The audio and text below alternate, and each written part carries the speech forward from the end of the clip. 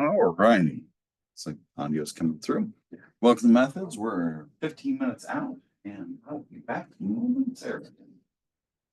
So if you're starting online after the fact, this is, you'd want to roll ahead about 15 minutes to catch the beginning of class.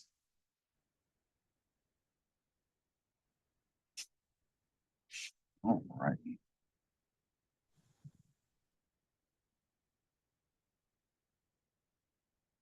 Well, back. So we will pick up in, I guess it's 14 minutes now. Oh, you're right. I need to get more.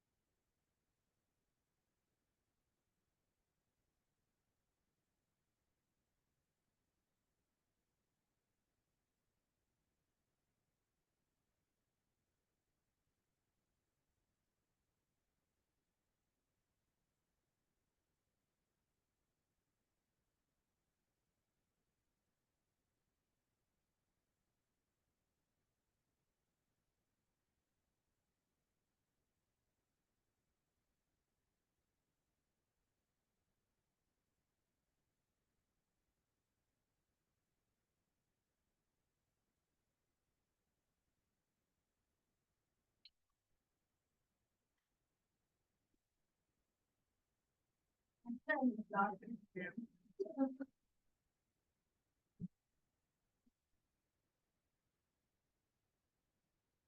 we only got one more big family for.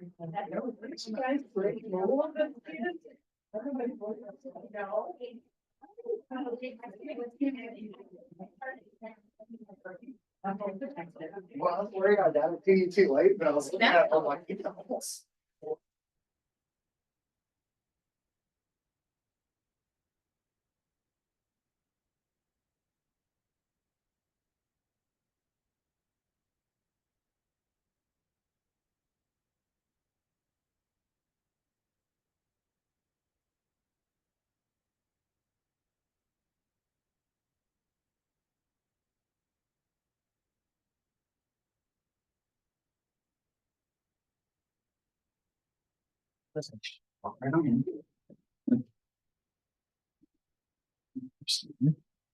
So people popping in.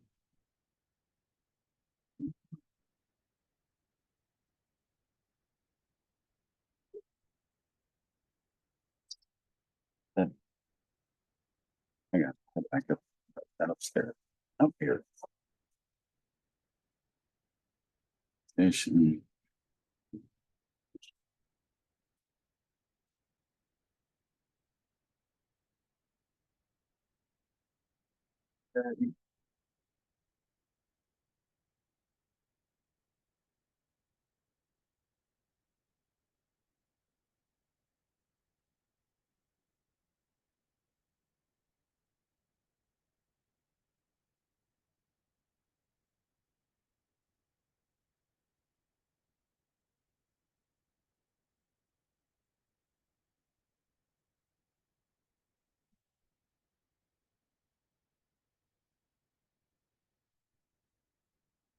All right. So how are you doing today? Pretty good. How are you Pretty good. Pretty good. doing? Eh, I survived. That's always good.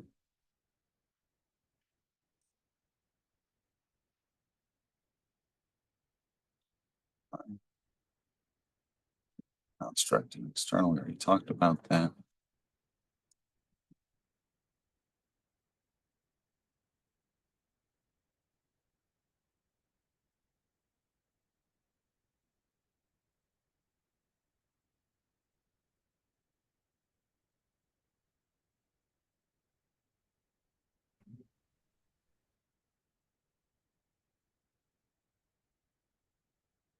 All right. Got 8 minutes.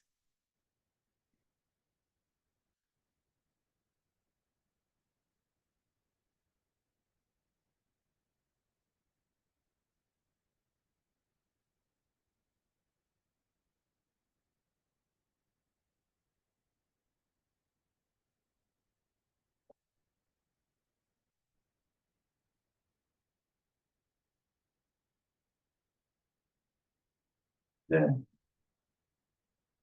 Well, that's much better.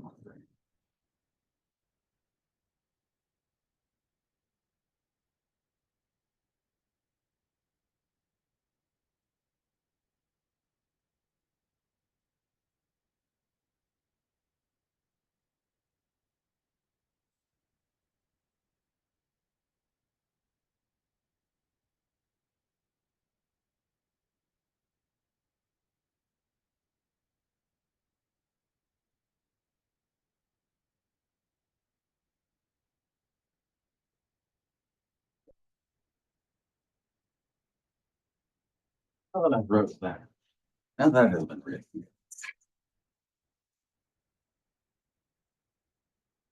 Curious.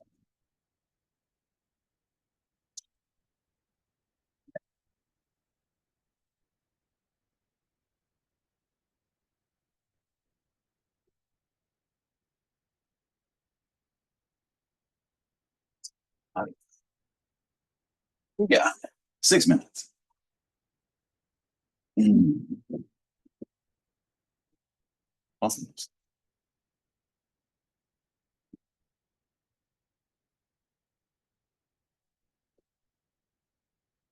Yay.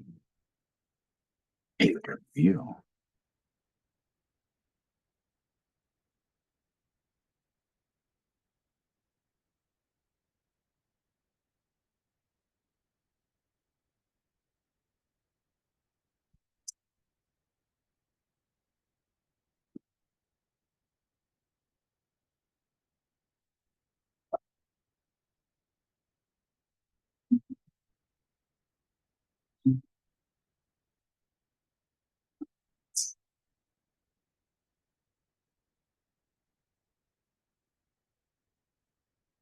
Oh,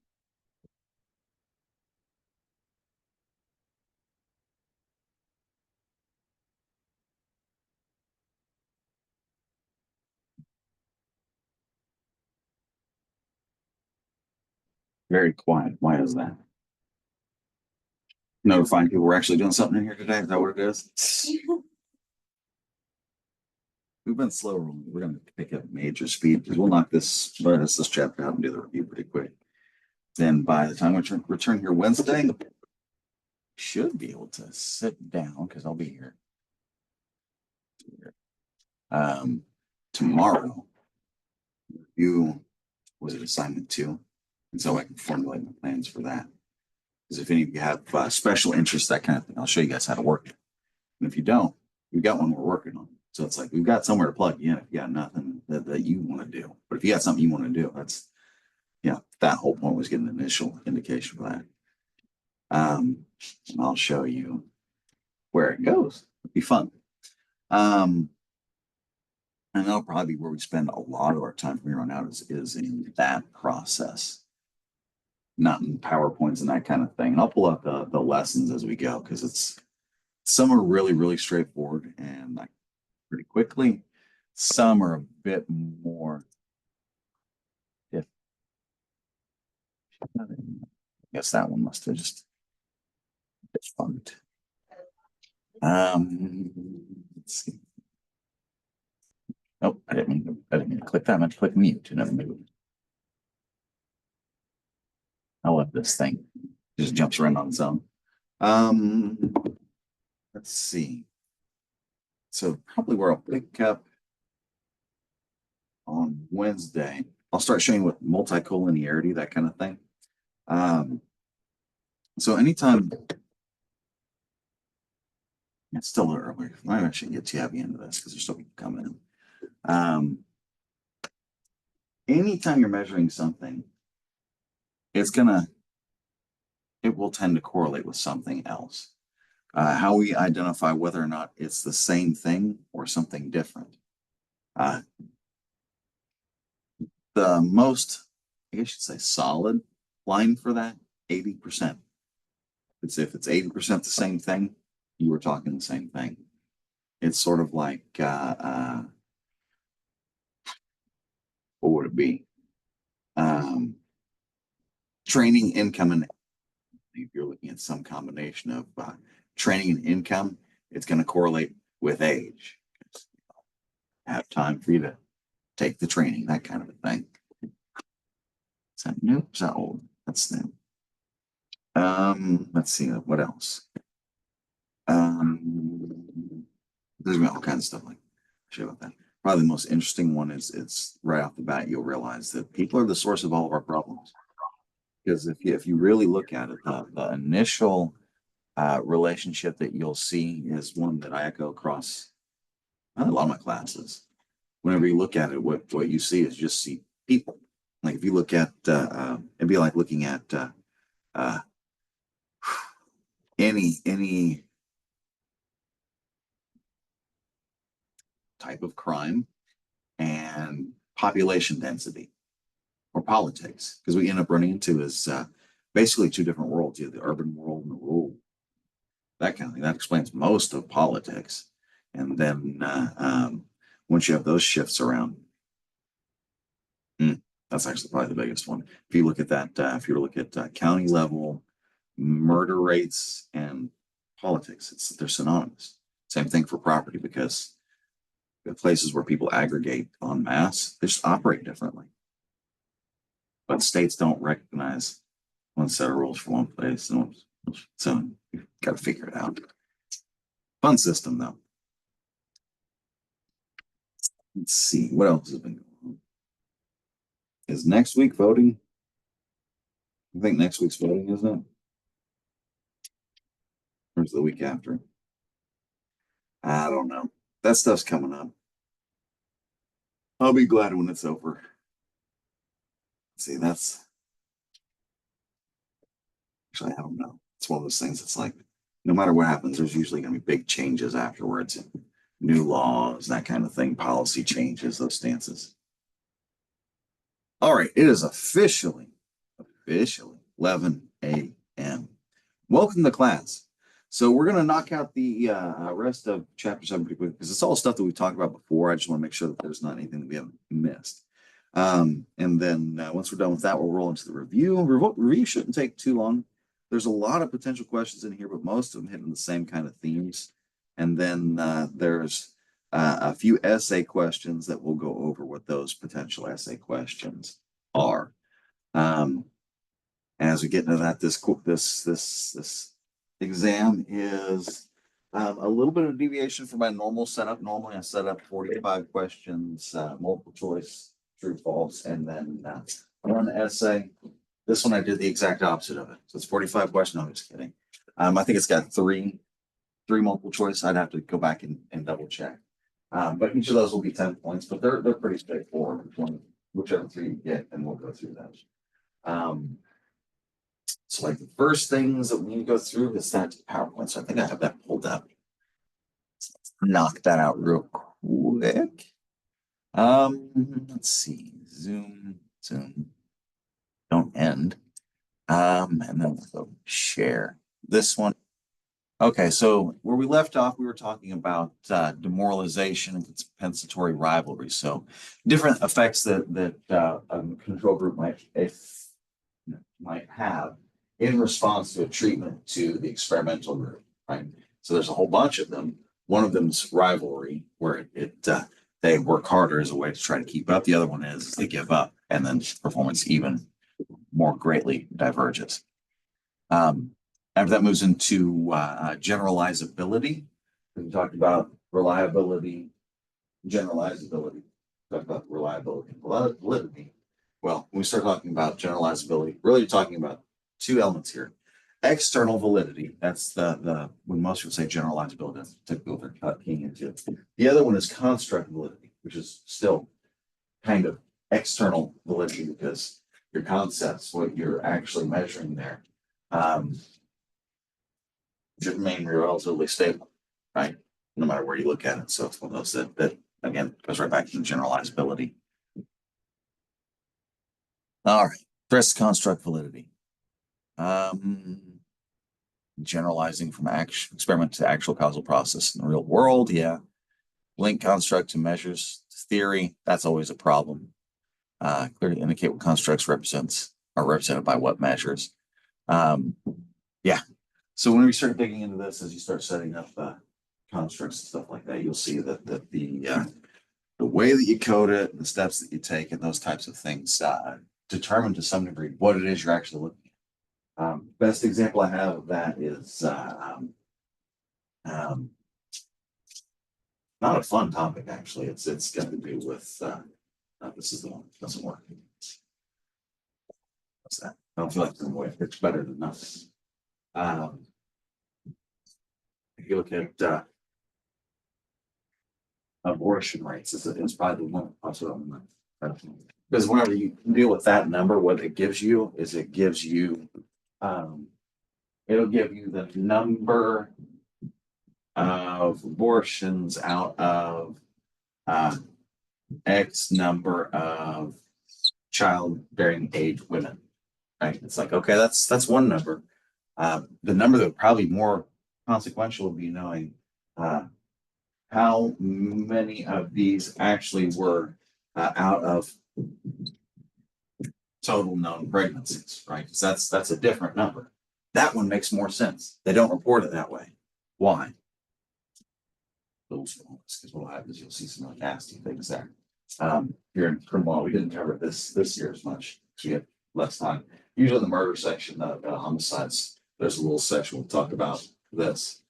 And we didn't get to do that. Basically, the reason why they do that is if you look at it, the average person, average black female, average abortion person is a black female in the New York kind of thing. You're looking at a black female is, I think, mid to late 30s, maybe 40. I have to put back in. It's been a couple of years.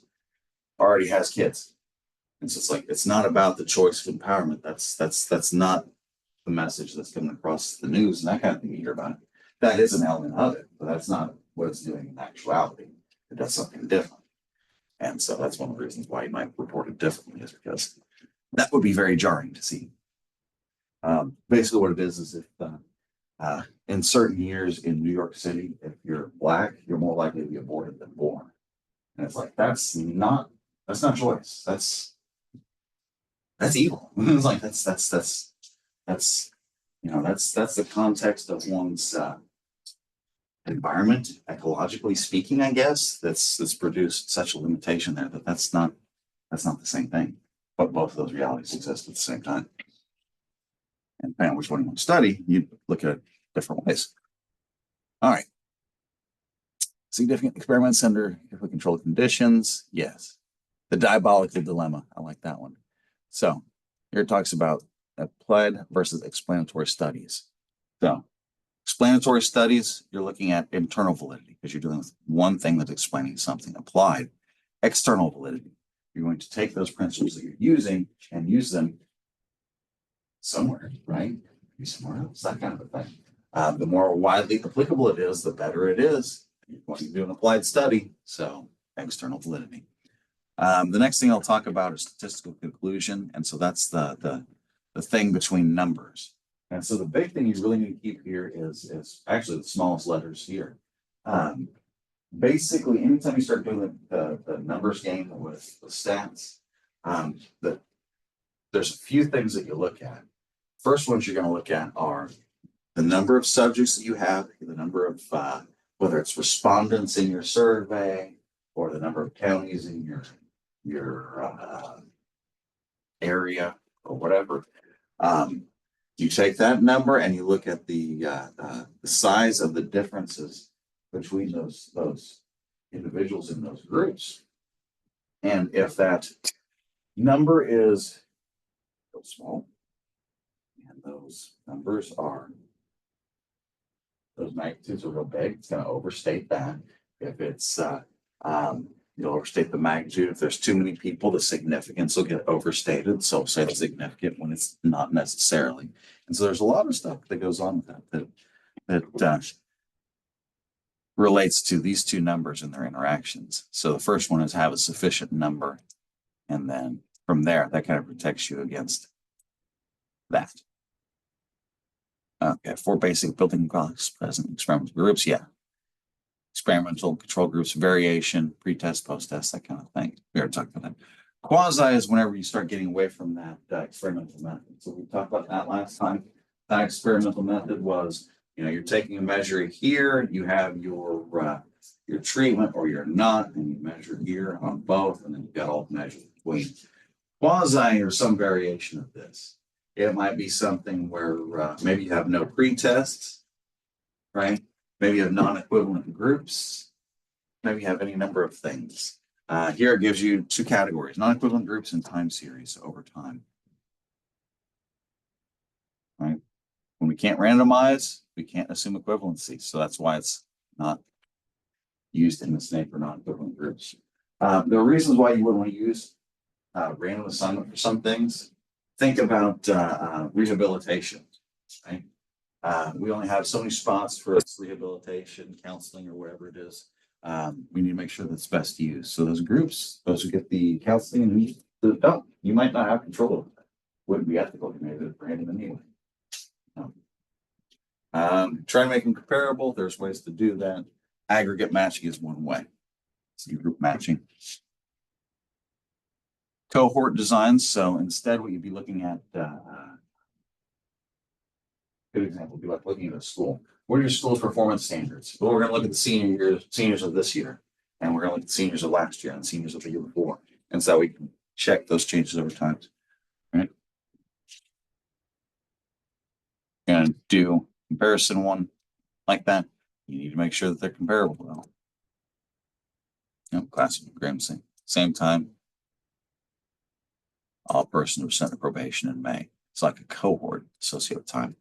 Time series, there's a few different types. Interrupted time series, that's how you tell if there are differences in cause and effect. Something like policy change in how we're handling processing these prisoners. Okay, let's check to see how that affected our processes. You can assess that to see if it actually did something beneficial or not. Okay.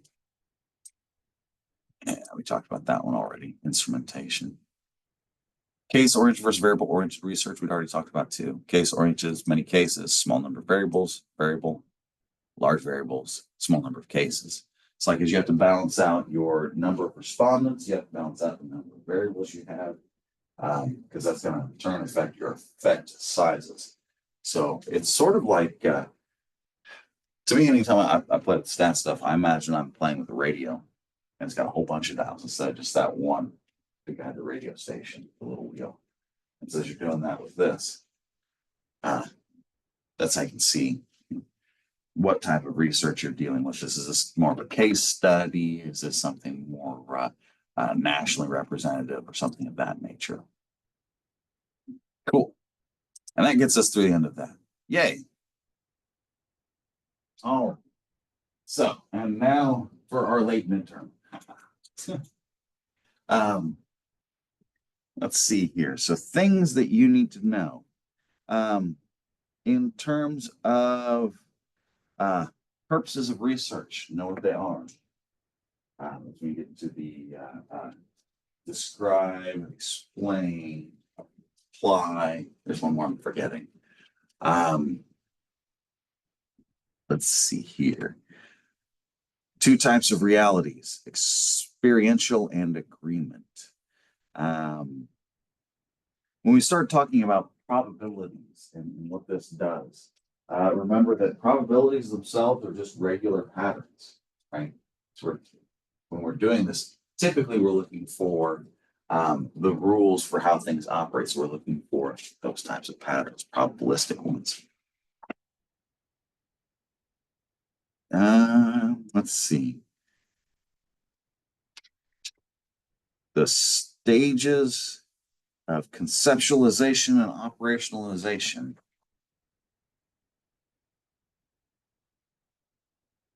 Okay, so I already know what logical and empirical is. Authority and tradition as sources for knowledge. Attributes versus variables. Should probably talk about that again. It's been a while since we talked about.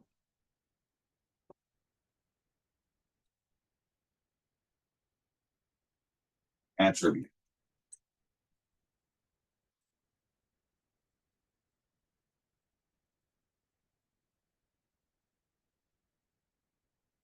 Attribute, male or female. That person is male. Person is female. That person is. Variable, sex. It doesn't vary within the respondents. So it's an attribute that varies across the group. So when I'm going to analyze it as a variable, it's at the group level. So it interacts at the group level. Okay. Three major aspects of scientific enterprise: theory, data collection, data analysis. You know, that's stuff. Ooh, well, we're talking about theory. Grounded theory. What is a grounded theory? Inductive versus deductive reasoning. I don't know if that anything on crowd concentration. I don't know if there is. Inductors, propositions. Whenever you're doing a theory, those propositions, what are the propositions? Those statements that identify the relationship between concepts, kind of thing. Let's see. What else is here? Good to go. Ooh, did I talk about the Chicago school in here? I might not have. I might have skipped over that one. Did I say anything about concentric zones? No? Maybe. Okay, so if I talked about it, I would have probably talked about what talks about it in terms of the Chicago school and concentric zones. So this would have been Shaw and McKay. Before then, it would have been Parks and Burgess. Basically, is they're looking at Chicago and the inflow of crime across the city came right off of the pier. The further you move down, it was like the less crime, right? Exactly. Okay, good. You do remember. Excellent. Cool. Yeah, that's exactly what it was. So basically what happened is these people are influxing into the country. They're having to stabilize themselves and reorient themselves in a new society. As they're doing that, they're breaking all kinds of laws. They don't know what the laws are. And then over time, they get some stability. They figure out the rules and they either do well in their, I guess they remain in those neighborhoods and they stop committing crimes, or they move out. But it's mainly about the concentric zones. They found that process just by mapping out the crimes. That was actually Parks and Burgess, though.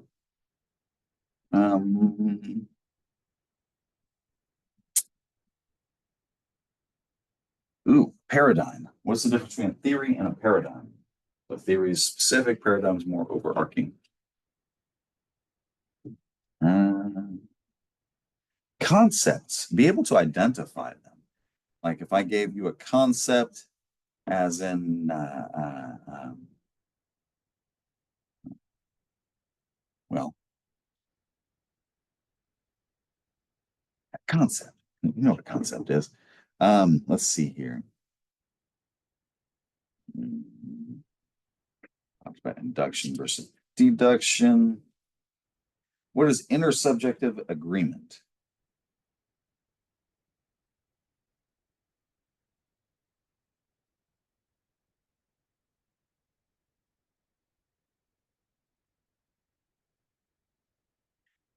Potential risk of physical harm. What groups are, well, basically what you'd be looking at are groups involved with research that would be socio-physical harm that we care about that kind of thing for. That's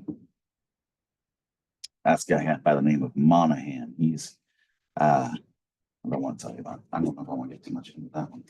Because I'll just give you the answer if I do.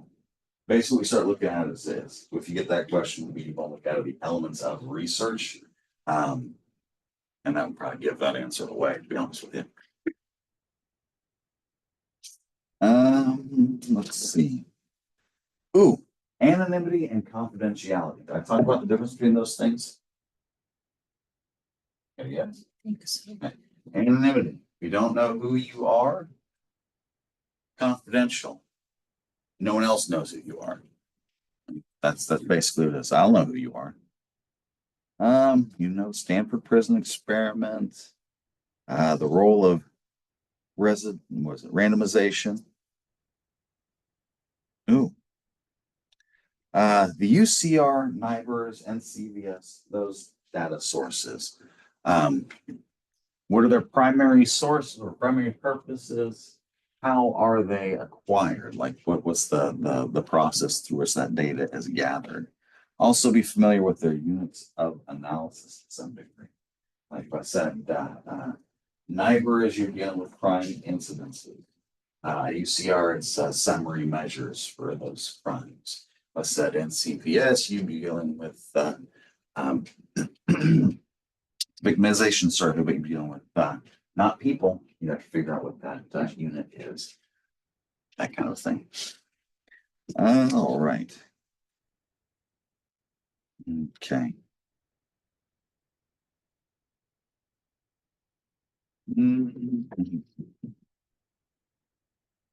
What is informed consent? What do you have to do in terms of informed consent? Can you use deception? That kind of stuff. When you start talking about just need to talk about that. Excitement.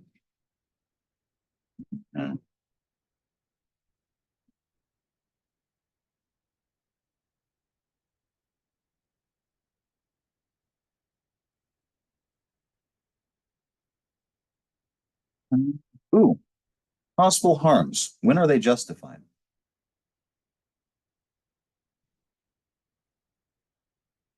The Belmont Report. What did it do?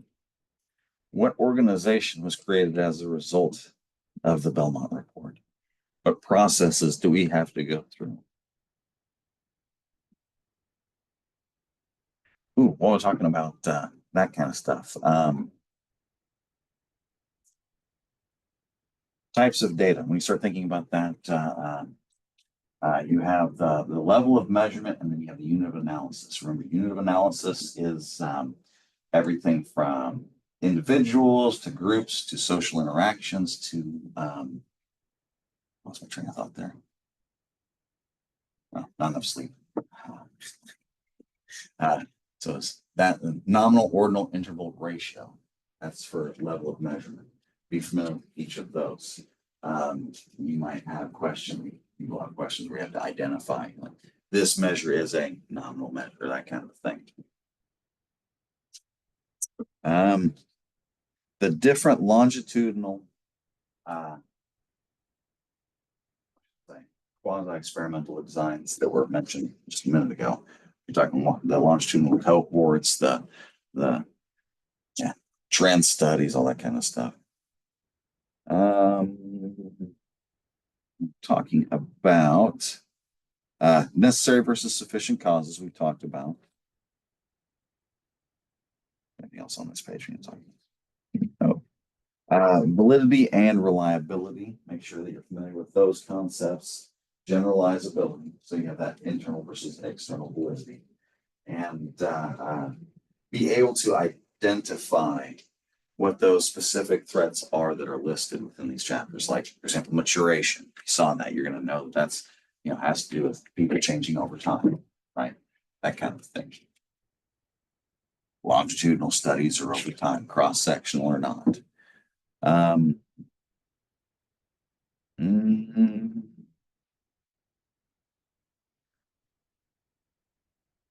just talking about those items. Reproduce under conditions. Ooh. Yeah. Also be familiar with the difference in crime rates a little bit. UCR versus NIBRS. There's one word specifically asked about crime type of, I'll give it to you. It's asked specifically. Larcenies. So, larcenies, there should be a mention of the difference between UCR numbers and NCBS. 3 kinds of definitions as recognized by your textbook. Real, conceptual, and operational. So you talk about conceptual, operational. The real is whatever it really is. If it is real, and remember you have all that reification, that kind of stuff too. Your variables, they need to be both reliable, exclusive, mutually exclusive, and exhaustive in nature. What do both of those terms mean? Exhaustive and mutually exclusive.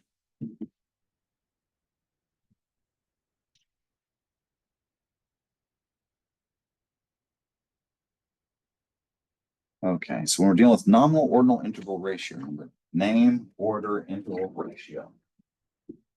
Know what the distinction is between each of those. All right, so I asked what the difference between an interval and a ratio is. What is it?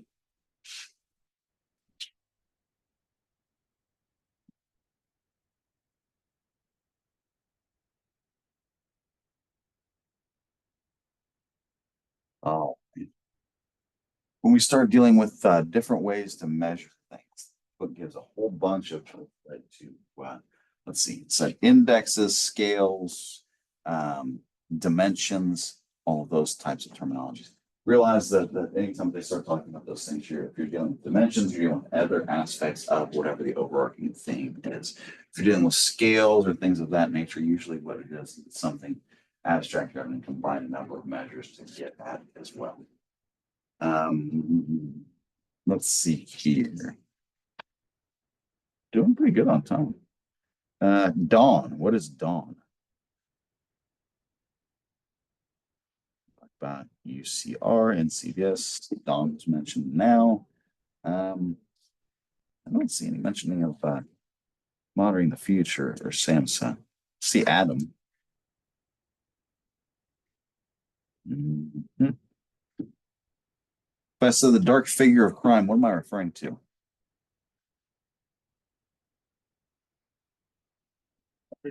There you go. There you go. I don't know. That's pretty straightforward. So the hierarchy rule. What is the hierarchy rule?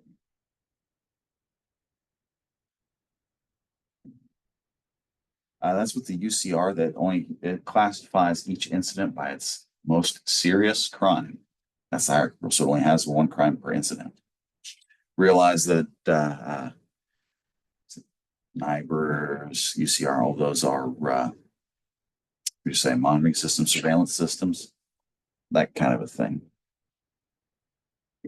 And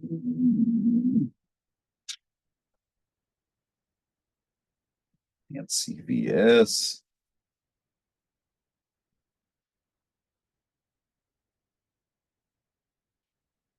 Okay. So on the experimental design, some of those threats to experimental design, know what they are, sort of like diffusion of treatment, that kind of stuff. Be familiar with those terms because there will be some questions about those. And yeah, questions about randomization. If I said a dichotomous variable, how many attributes does it have?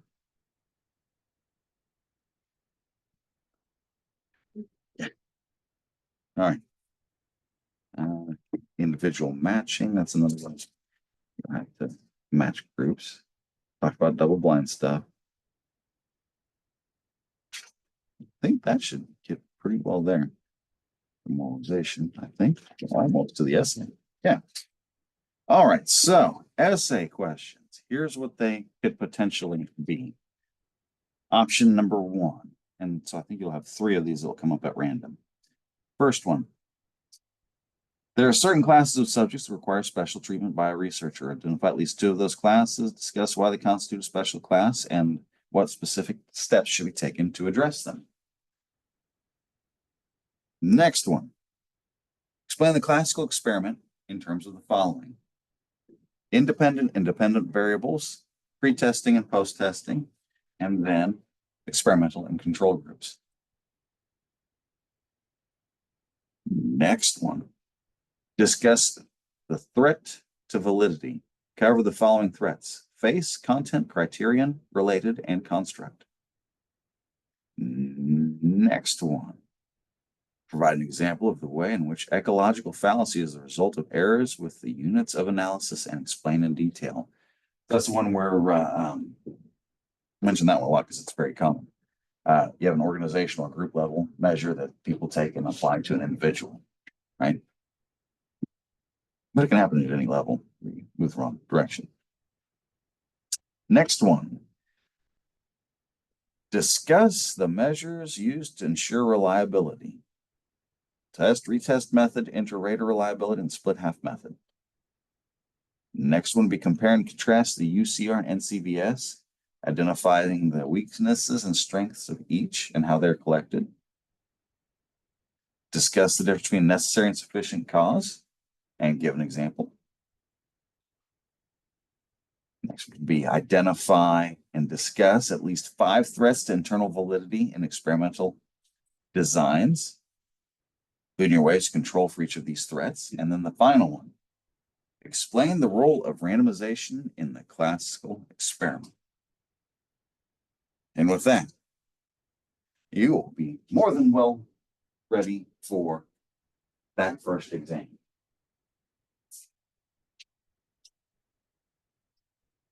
Cool. All right. Well, that's actually all I have for you today. You got to that faster than I thought. Next time we'll pick up with assignment 2 submissions. I'll send you some more stuff. We'll start playing with some data because what I've done for that was I've started building in a few different frameworks for you. First one's related to well, unknown places, that kind of thing within 6 states in this region. But I've got some that are at the national level and stuff like that for counties, but we can look at other levels too. Counties, I like counties because they're easy, but we don't stick counties and there's all kinds of stuff we can play with. So we will be doing that on Wednesday. So I will see you all then. Have a great day. You'll have 1 week to complete the exam at least. I mean, the deadline will be 1 week from today. It'll be, they might give me a little bit more than 90 minutes for this one though, because I had more essays. I think I gave you, it's like 180 minutes basically, a little over 2 hours almost. That would be 3 hours. There's plenty of time to do 3 essays. You shouldn't have any trouble with this. I'm actually running this class a little bit different than I run the standard methods because you guys are a bit of an experiment of my own, right? I'm trying to see what happens if we open up opportunity for research both here and within the graduate level as well. And so see what develops. Benefit is the earlier you are in the programs you are, the more time you have to develop in the directions you want. And if you find something particularly good or you like, we'll run it and really develop it. But we'll pick up with that on Wednesday. You all have a great day.